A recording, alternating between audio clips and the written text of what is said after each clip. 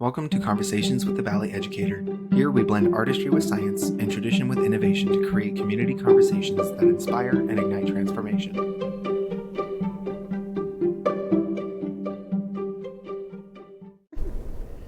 Hey Anna, how are you? I'm good, thank you. How are you? You know, I'm doing okay. The week was long, but I feel like we're going to get through it. It's not the end of the world. Absolutely. We can always get through it. I personally like that we are having a conversation and time zones are not going to get in the way. Even like daytime and nighttime for you is not going to get in the way. That's just, I think it just tells people how much we like want to have the conversation, but also just how much it needs to be said, the conversation that we're about to have today. So I'm excited. I know you're excited, and the viewers who will listen to this and watch are very excited as well. So let's just dive like straight into it. The reason viewers, audience members, the reason why we're having this conversation is because, well, one, it needs to be heard, but two, because I absolutely love the material that you put out, Anna, in the sense of providing evidence-based solutions, the things that are currently happening, and just the data that will back it all up. And I think it just needs to be talked about more. So let's start us off simply by just kind of like getting the general tone of the conversation with where our ballet industry is and how we see leadership and the people who are in leadership, and seeing if there's like equitable opportunities for people to have said leadership. So I'll start us off with the first question. It was a big spiel there. So let's start off with simply this. Why do you think men, or the male figure, continue to dominate leadership roles in our art form, specifically ballet, an art form that is often perceived as a female-dominated art form? So I'll let you kind of start us off, and then we'll just kind of like chime in here and there. Great. Yeah, I mean, of course, it's a multifaceted answer. But I think one of the overriding thing is because no one really noticed it. This isn't something that we think of because most of us, regardless of our own gender expression, have been trained predominantly by women, at least in the early stages of our training. And so we think of it as female dominated. Most of our classmates, regardless of our gender expression, were girls and women. And so we kind of just assume, as I did, and from what I'm learning, speaking to so many other people, that we assume it's female dominated. And then we start looking at the leadership roles, particularly the artistic leadership roles, so specifically artistic director and choreographer roles. And they have predominantly been taken up by men, and that trend still exists today. So one of the reasons is just awareness that we need to know that that's the case in order to be able to change it. And I think it's this ecosystem, ballet, as we know, is so many different moving parts and different types of organisations that are involved, and they all contribute to this same thing. And ballet, we're notoriously bad for not really being able to to change things because everything's so embedded. And so sometimes some quite simple little adjustments can seem huge to people. So I think it's a mixture of, firstly, it not being an activity that is seen as being something traditionally masculine. So less boys go into ballet. Your average girl who has maybe got parents that know nothing to do, nothing to do with ballet, don't go to the theatre, they're still likely to put their little girl into ballet classes because it's culturally a normal thing to do, and probably that's not the case for young boys. So in of just the fact that there's less boys, those boys are often then outside of the class, often not treated very well. They might get stick at school. Probably every male dancer I've ever known has described something that they've experienced negatively outside of dance, within their family, friends, school, etc. And so inside dance, we're treating them really, really well because we want to hold on to them. We want to make sure that we make up for the fact that they're getting that outside of dance. And that's amazing. We want to treat our dancers as special. The trouble is, then if the female dancers are treated as being quite replaceable, and the boys or men, regardless of their talent in the early stages, are always centre front and are always the special one and are always being treated well. And then, then that moves into the more pre-professional stages where there's more scholarships available to them because there's much more demand to get the boys and the men into the top schools. And then that goes into the professional companies where the women are really busy trying to hone their skills as a member of the corps de ballet, where the biggest skill you can have is being the same as everybody else, and having the qualities that you explore being very kind of submissive and quiet and gentle, and maybe the men are encouraged to be a little more bold in their expression and also their approach. Boys in class can often get away with some cheeky behaviour that the girls maybe can't.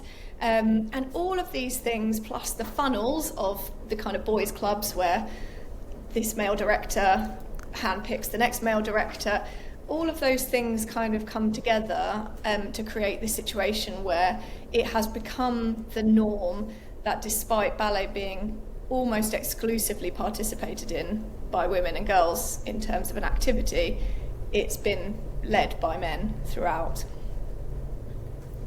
Man, you just hit home with that one. I was just there's so many things that I want to dive into and take different pathways and whatnot. And I feel like if you're listening and watching, just pause for a second, because that was just gold. A multitude of what you just said. There's so many things.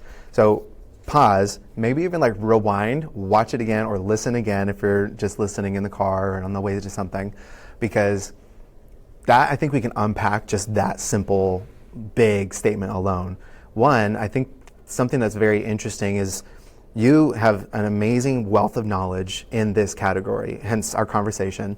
But two, the space that I hold is I'm a male figure. I was a male professional ballet dancer. And then upon training, I received all of the things that you just talked about.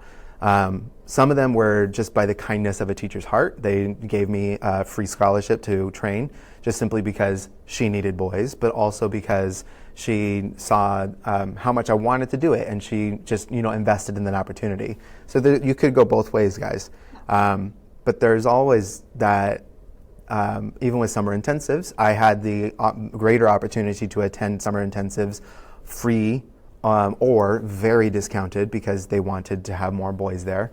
That's another example. There was one where just going around, I think even auditioning for companies, males have those opportunities greater than the female or those who identify as. And so it's kind of an interesting approach to take a look at and to kind of deconstruct and see why is it that we're putting it on there, and maybe there's some sociological aspects of it that we can kind of play around with too. And I think it's so vast, and so to kind of harness in. I think that's one way that we could harness in, but I'm trying to think. I know that I prepared a question that is very particularly in this way, but I do want to give you space. Is there anything else that, especially based on what I said, or maybe even to further the points that you made? Yeah, I'd love to just come back on what you said there, and I think that what you've just done is such a beautiful example of acknowledging one's own privilege whilst also being open to everything that goes with that, because a lot of the time when I present this, especially to cis men, there's a real defensiveness that almost as if I'm saying you got it all for nothing and you didn't work for it and you didn't deserve it, and that is just not what I'm saying. So you being able to recognise that on the one hand you were given some opportunities that probably your female counterpart with all the same circumstances maybe wouldn't have been, or that wouldn't have been as many of those opportunities maybe for them. But on the other hand, you know that you worked hard, you know that you absolutely busted it to get in all the positions that you got into. So both those things can be true. And I think that's really important to recognise, first of all, that this is not, of course, an attack on men. And I think that when I say that you set a great example there, it's being able to be secure and mature and know your own worth enough to be able to say yeah, I know that I'm worth this, but equally I can recognise that there were some areas of privilege, and I have to do the same thing. There's so many areas within the world and the world of ballet where I've really benefited and really been uplifted by the norms, because I fit in certain categories that ballet or whatever in the wider world wanted. So I think we can acknowledge both of those things being true at the same time.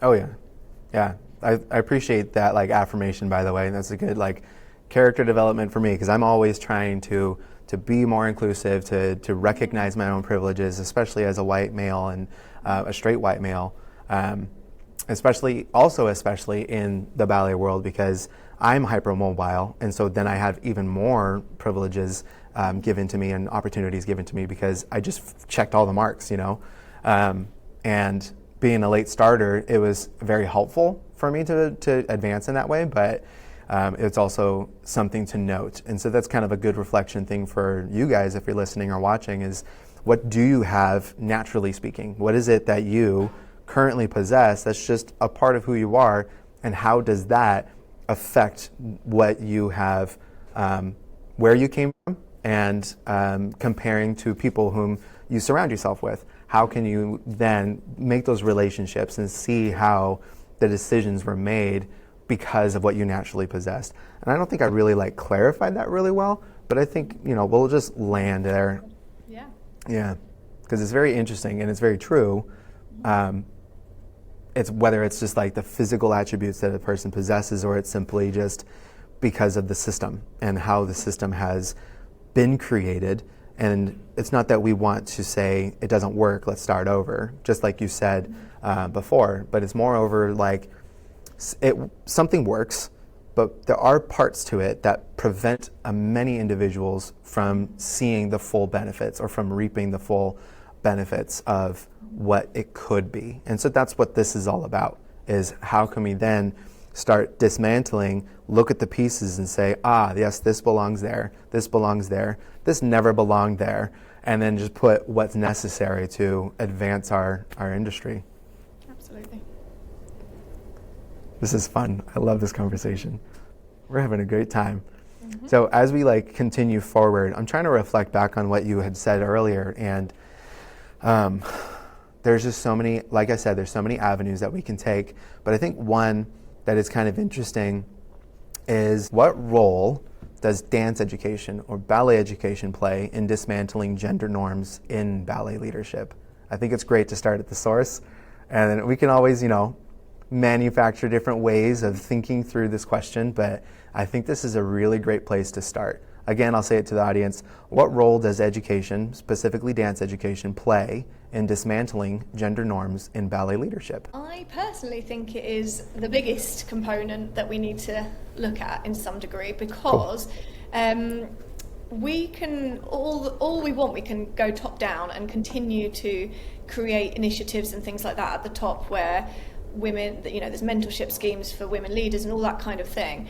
But if we're always meeting that from here rather than from here going kind of upwards, there's always going to be a gap where the systems that we create are either kind of performative, or they're just recurring compensations rather than actually getting to the root cause. So my whole kind of ethos here, when I've been looking at all the different ways that we can find solutions for this, my conclusion is that my work is going to be particularly looking at education.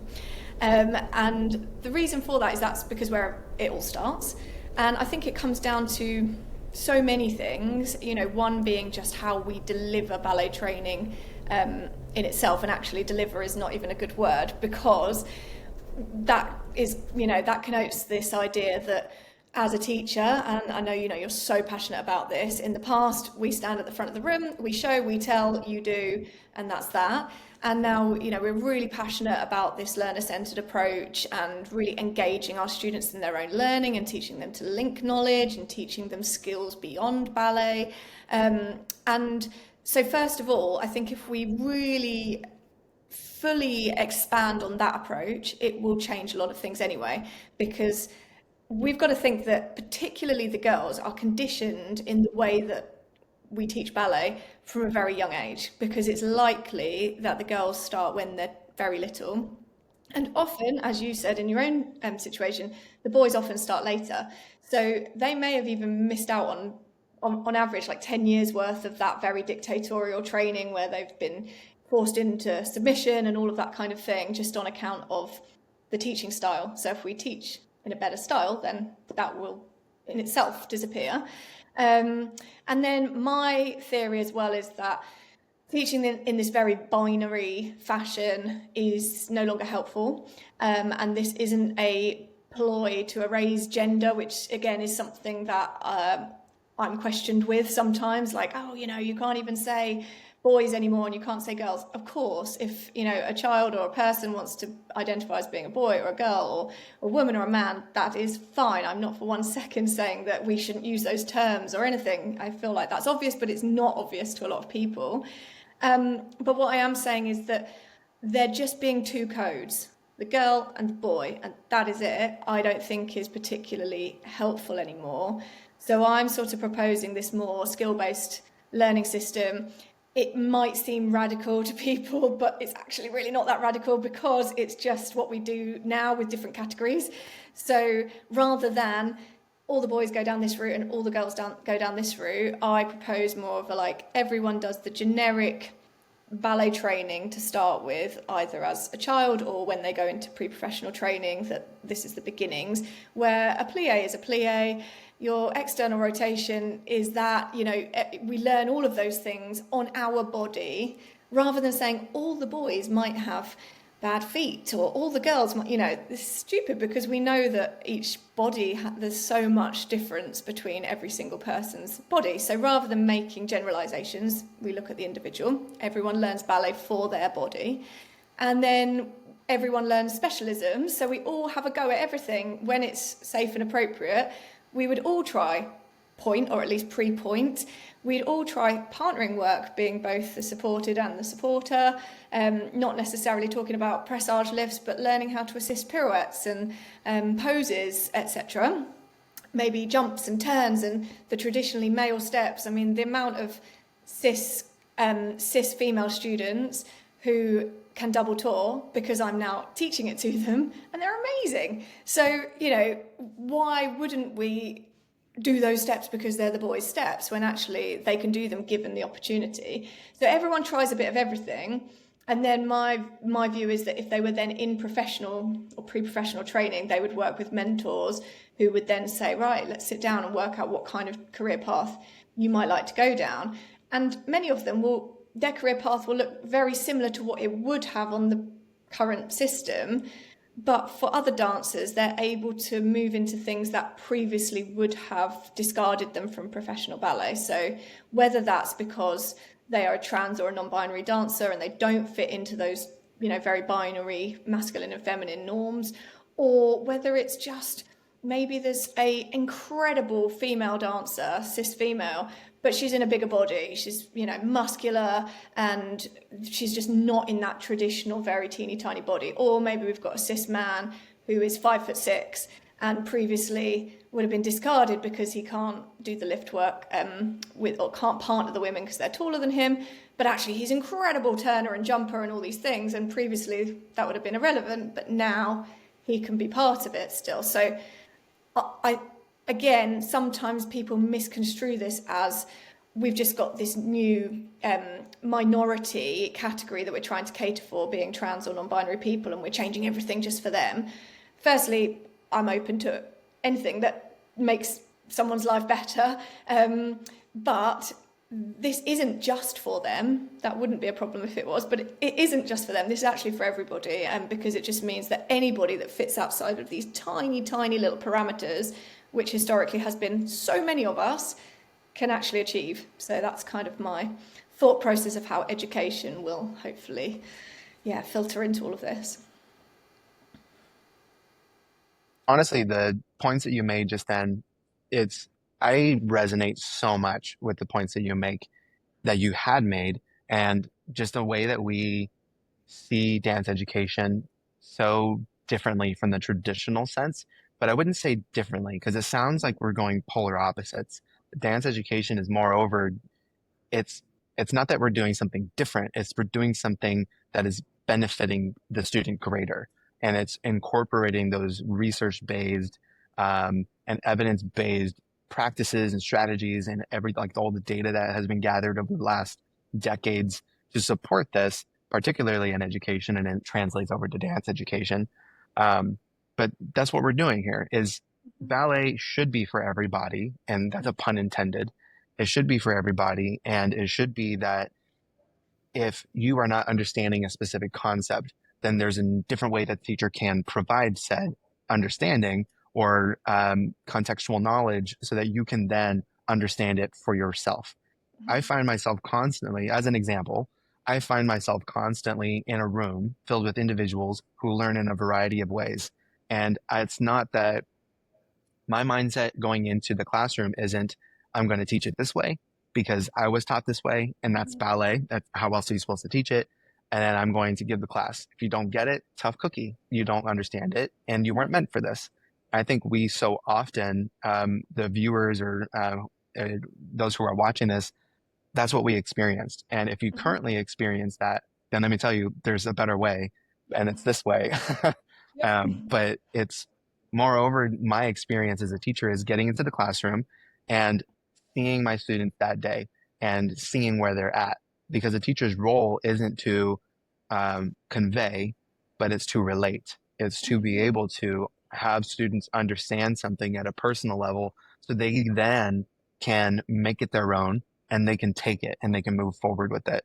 So that's something that I think is very important for dance education, and something, especially with what you said, that is something that needs to be altered if we're going to see something change in the industry. I think a larger change, but particularly with this disparity, I think it's very important for us to say, you know what, the education is y'all's, and what I'm going to do is provide blank XYZ differentiation or whatever it may be, but it's dance education for everybody.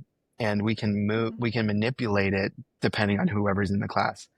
There's so many, like I mentioned before, there's so many things that you had said that are just like, I'm so excited about, and just, I could go off, and my ADHD brain is going nuts right now with just the possibilities of conversations that we can potentially have, but, I think that's something that is super important to realize, audience, community members, is that dance education is ours. It's yours. You pay for it. You attended the class. You are making time to be there. And so the teacher should make time for you. And obviously this is a conversation for another day, but it's not that you get all the attention, but it's moreover that you get the opportunities in the same equitable amount as a person next to you, or as the hypermobile dancer who has all the natural tendencies to do ballet. You have the same opportunities as they do. And that's what it should be. And that's what we're kind of trying to gather here in this conversation. I'll put a little period there because I think that's a good stopping point for my brain and to help us out there. But yeah, is there anything that you would like to add on, or, further with your expertise? And Yeah, I might just say there that, again, take an opportunity to ask people to lean into what you've just said, because I do feel that there is a fear, like most of what I come up against, if there's a barrier to any of the things we're talking about, I think it comes from a place of fear. And often, not always, but often it's from the sort of generation above us who feel that if everything changes, then maybe what can they offer? Because what they know is deeply held expertise based on how things were for them. And so if it all changes, what can I give? And I would just say to those people just to really lean in, because it's our job to constantly evolve for what's around us. And it's not that what they did was necessarily wrong, it's just we know more. And it's, I'm sure this resonates to you as a parent as well. Like our generation is parenting differently to how we were parented. And in most cases, when, as long as we had loving, caring parents, we don't blame our parents because they didn't do it the way we're doing it now based on what we now know. They were doing what they knew. But now we know that maybe there's a different way to build emotional intelligence in our children and all of that kind of thing. So there's no blame. It's just we've evolved. We know more, we know better, so we do better. And I think that the same applies to education, whereby we can really lean into the idea that this was the way that maybe we did it, we're moving, we're learning, and now we're meeting students where they're at today with all of the things that are going on in the world. And, you know, I suppose the test of time will be if we're still at it in 20 years and everything we're talking about has been disproved and there's a new way, whether we're willing to, you know, catch up with that and really embrace that, because change can be scary. So it's just trying to Oh like yeah. not feel defensive about it and just feel like, okay, let me lean into this a little. Yeah. That, I mean, that's a great point, and that's a great thing that is probably the most important thing as an educator. If Mhm. you're fixed in your ways, you're not really an educator. You're just simply passing on trauma, things that were probably accurate at the time. But as the world expands, as we expand, as our knowledge expands, we also need to be able to be willing to grow and to take on um, things, which I think is very hard for ballet educators. And I think this is a territory that I would love to go down, but to try and stay on the topic of today, it's very Absolutely. hard for individuals who have been wanting to just feel like someone, to feel like they've been accomplished or they are accomplishing something. It's hard for those people who come from the professional and they go into the teaching status to be able to say, you know what, I'm still growing, Mhm. because they feel like, no, now I'm the teacher, I'm the Mhm. expert, you need to listen to me, you know, and then they finally feel that power or that whatever the dynamic is as a teacher in that particular scenario, they finally feel it. And so they're going to Mhm. hang on to it as much as they can. And I think that's one of the issues that we're seeing in the world. And you actually already provided a solution, which is adapt the way in which we are educating, adapt the Mhm. way in which students are being raised so that every single day they feel like they're accomplishing something, Mhm. you know, and Mhm. noticing those accomplishments. I digress because we can go off on that one. But um, particularly, I think we can kind of transform what we just said and bring it back to this whole disparity issue. What is Mhm. happening because of what we just mentioned? How is that affecting the way in which we are allowing, I think that's a good word, we are allowing we're going to think through this question for a second here, but based on what we talked about, how is it that we find more leadership, more men in leadership, or more um, opportunities for men to arise into said leadership positions than the female counterpart, or for any counterpart for that matter? What is it that? Yeah, let's just do it with that. What do we think? And I think we can kind of like change the question, by the way. Cool. Yeah, I think representation is a big part of it. I think that, you know, if you're even looking beyond the idea of cis men and cis women and also looking at kind of the non-binary community or trans community, there's almost zero representation for those people in ballet leadership or even barely in ballet. You know, we're just getting there where we're seeing some absolutely incredible professional dancers that, you know, are in those communities. But until those people have fully established themselves as artists and then move into leadership roles, you're not going to have those kinds of role models to look up to. And we know from, you know, all kind of equity, diversity, and inclusion work that role models and representation is so important. And that for me, one of the things I'm really interested in as well is that leadership comes from kind of a feminist style. So even if there are women in charge, and I've been given loads of examples of this by people coming to me saying, you know, I know you're saying that men do this, that, and the other, but actually I've had a woman leader and she was awful because she did all of these things. And it's almost that man's world kind of issue, which I know happens in the corporate world as well, where if a woman does come into leadership, she often feels like she needs to behave how she's seen men behave and be quite patriarchal and dictatorial in her style. So I'm really interested in examples of strong women leaders who are also leading in this feminist democratic way, because when it happens it's beautiful and it's so effective and there's so much evidence to suggest that this is the leadership style that works. Really, you know, listening to the people around you and using other people's expertise and not thinking that you're the one that knows everything and have to make all the decisions. So I think that's really interesting as well, that we need to actually see it. We need to see women leaders or trans people or non-binary people leading in this really open, effective way, but whilst creating these really safe spaces for people. And equally, that's where, cis men can come into this as well. Just because that is, their gender, it doesn't mean that they can't then also lead in this way. And again, there's some great examples of cis men that lead in this fashion. So it's also beyond the person's own sex or gender and into the system that has been set in this patriarchal kind of world that we live in. And again, great points and points that I would love to dive through. There's one question that comes up um, to mind, I guess.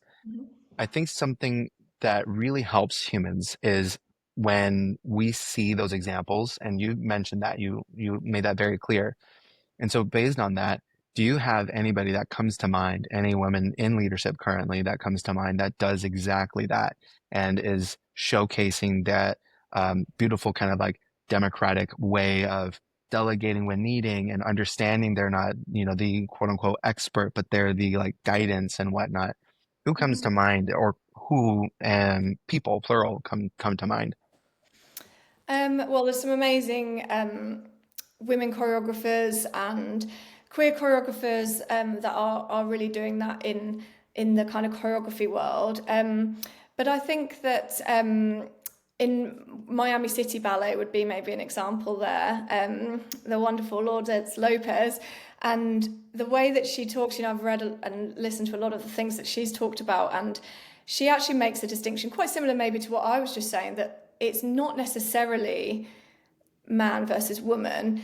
There was a beautiful quote, which I'm probably going to paraphrase badly, but it was something about, it's not the person's gender, it's about having a fully realized human being. So when you are fully realized, you've examined yourself, you're self-aware, you know your strengths and weaknesses, that is the person that is a beautiful leader. And in my experience, those people that are emotionally intelligent and able and open and all of those things are often women, or gender non-conforming people, and less often, in my own personal experience, do I feel that male leaders fit those kind of qualities. But I can't wait for that, for me to be proven wrong and all of that, and see lots of amazing male leaders coming forward with that. Yeah. Yeah, that would be amazing.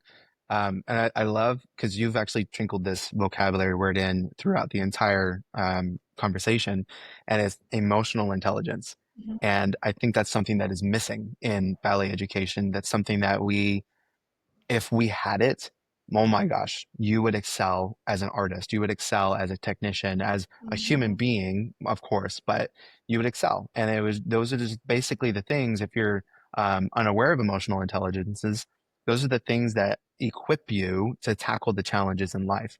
There are ways in which that you can use and utilize your emotions and particular traits and skills to navigate the hardships of your job, your career, of any problems that kind of come into your life. Ballet kind of, in my opinion and in my experience, ballet tends to suppress the emotional intelligences, and Yeah. the traditional sense of ballet tends to suppress them for good reasons, according to the traditional sense. Mhm. Because you need to be a pawn in the chessboard. You need to be an object that is being utilized to shut up and to just do the work. But already that doesn't sound good, right? I mean, like nowadays, you're not just an object. Your body is not an object. Your abilities are not just an object. You are not, and what you offer is not an object. And so it should be something that should be celebrated and should be utilized and should be, I think, sought after by the Mhm. person at the front of the room.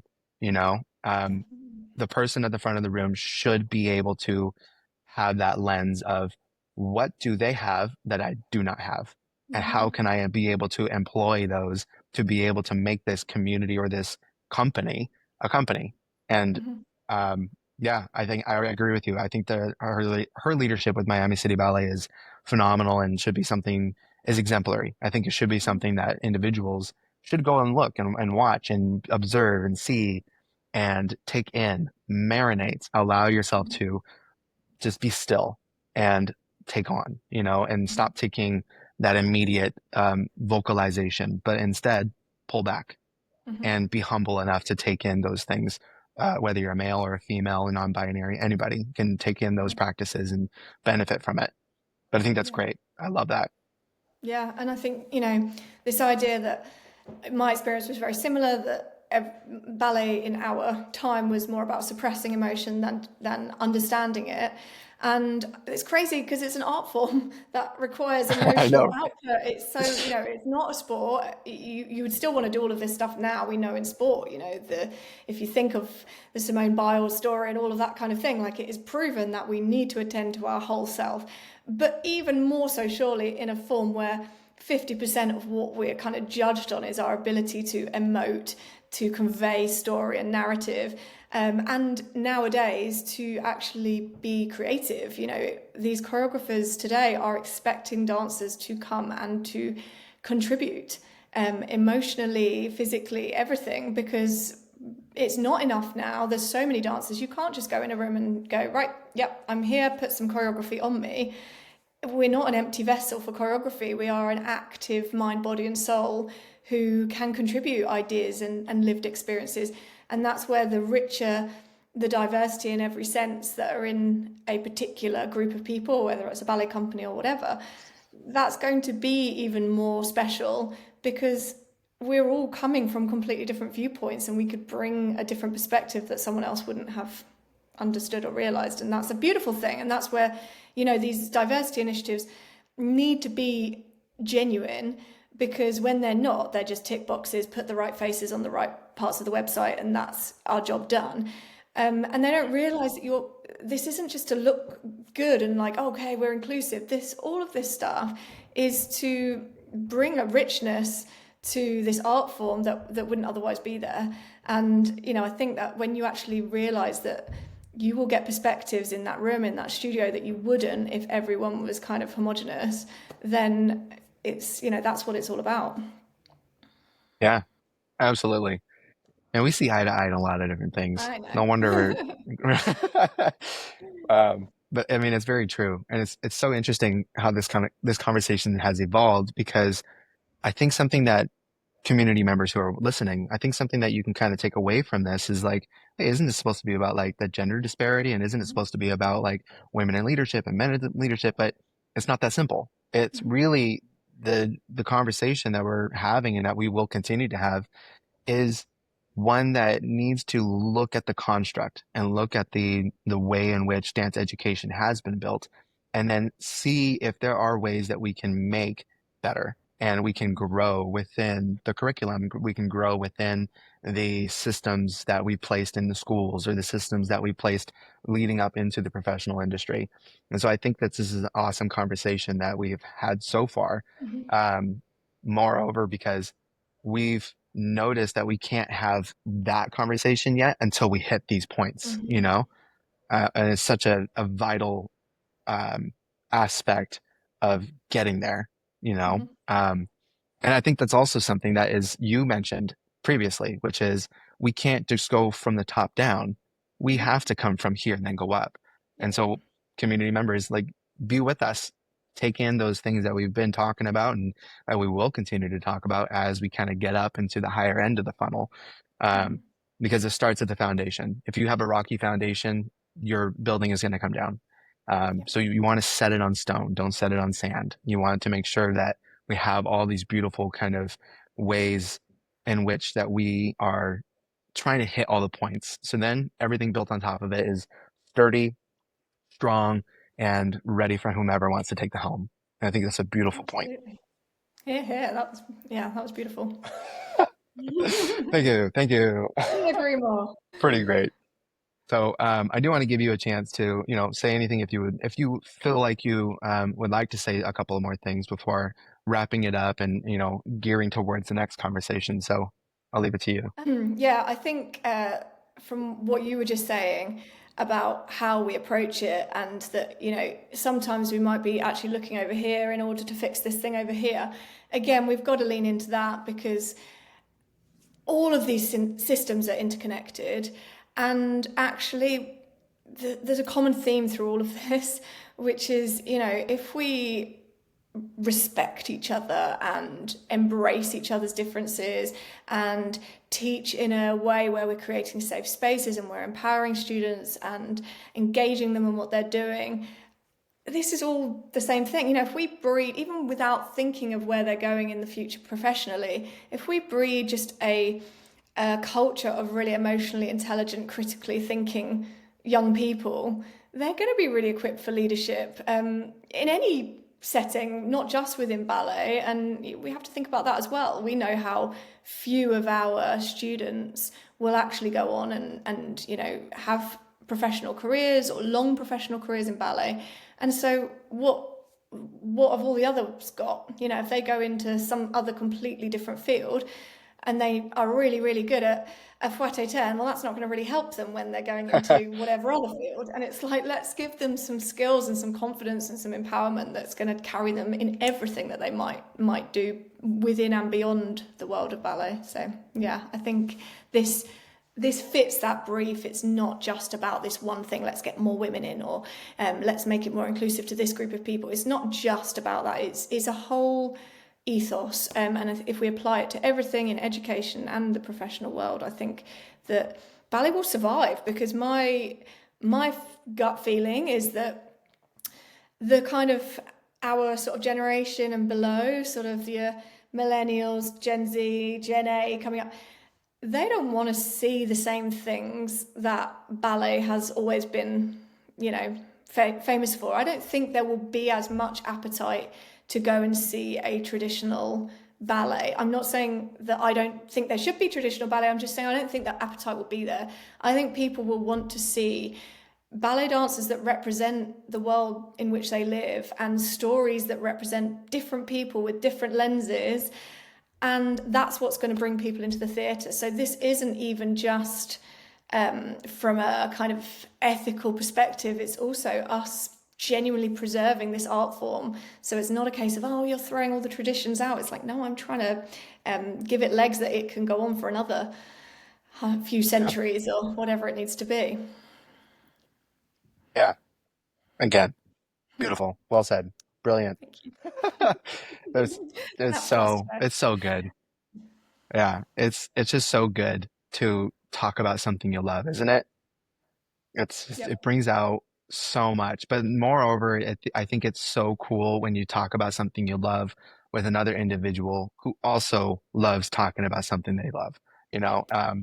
And that's something that we want too, as near the end of our conversation together, which I always say like the end of our conversation, but it's never really over, but No. like once we come to the end of our time together with these kind of series of conversations, I would love to hear from you guys and actually get some an audience participation. We would love to hold some kind of a roundtable where you are present and you can ask the hard questions or you can hear the things that we have to say based in the moment. And I think that's something that's I'm very excited about, and potential future guests that could come about too with all that stuff. So keep that in mind if you're listening to this, and be excited for the opportunities to expand upon these topics and these the growth that ballet education and the ballet industry can have for the future.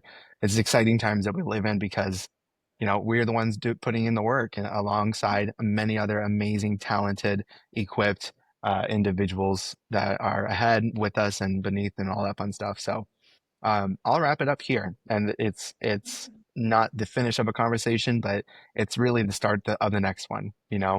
Um, I really thank you for making the time to have this conversation with us today, and for Thank you for for having being me. willing to just be. Oh yeah, I love having it, and also for being willing to be so expressive about the matter and just unconditional, but also so just um, yourself. I think that's the most beautiful thing about these conversations is that we're here and we are ourselves. We're not trying to be anybody else. So thank you guys for joining along, and be ready for the next one. It'll be pretty exciting. Thank you.